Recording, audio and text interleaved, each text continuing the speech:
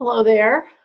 Today I'm going to talk about ketogenic diets and discuss whether they're safe. So, are ketogenic diets safe, or is keto safe? In general, yes, ketogenic diets are very safe for most people. They can help reduce brain fog, they can help maintain weight. Different ratio ketogenic diets have been used for years to treat epilepsy, for almost a century to treat epilepsy. And nowadays, some integrative therapeutics are using ketogenic diets to manage cancer and prevent tumor growth. So in general, ketogenic diets are very safe. The caveats that I do have about ketogenic diets are: one, if you are diabetic and you go on a ketogenic diet, you must adjust your medication under the supervision of your physician to make sure you don't go into ketoacidosis.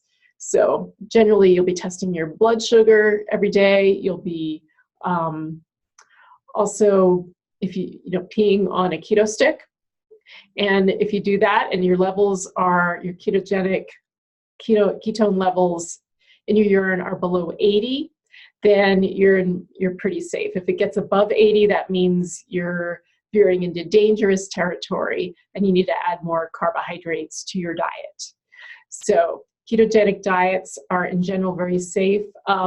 Another situation where they might not be so optimal, a ketogenic diet might not be optimal, is depending on your genetic type, on how you process fats. We call that the ApoE.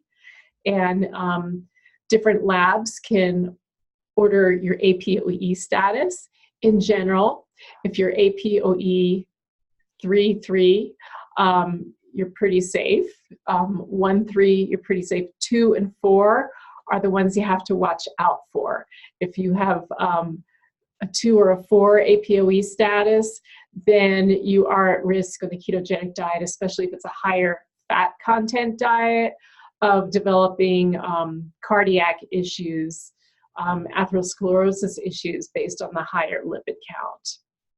Now, it's really interesting, the whole discussion about fat in the diet, because basically, in a nutshell, the Framingham model of low-fat eating, this experiment that we've been doing for the past 60 years, has not reduced the cardiovascular event rate. So the whole low-fat thing for many, many, many people is not the problem. Inflammation is the problem. And inflammation can happen from a high carbohydrate diet or even from over-exercising. We've all heard of the guy, especially around here in Boulder, the guy who's a triathlete, Ironman person, and they've always run really far and done long runs, exercised to the max, and they're lean and their blood lipids are perfect.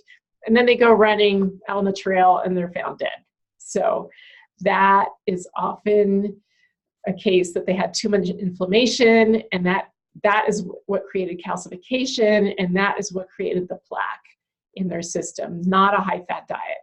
But it depends on your ApoE status. So if you are ApoE 3, then you're good. If you're ApoE 2 or 4 in your genetic mix, then you need to take caution, and maybe the lower-fat diet is a good idea for you. So a ketogenic diet might not be best for people with the ApoE 2 or 4 status. And you can ask your doctor to run a lab test for that. It's pretty simple to do. There's also genetic cheek swab tests. I use Kashi Labs sometimes for that. I use Genova other times if I'm running a whole panel. So there's lots of options to check that out. But the question is keto safe? In general, yes. The 2 caveats, to repeat myself, are people with diabetes might not be the best idea unless you're doing it under doctor's supervision, and people with ApoE 2-4 status. Okay, thank you very much. If you found this video useful, you can like and share it on social media. I would really appreciate that. Have a great day.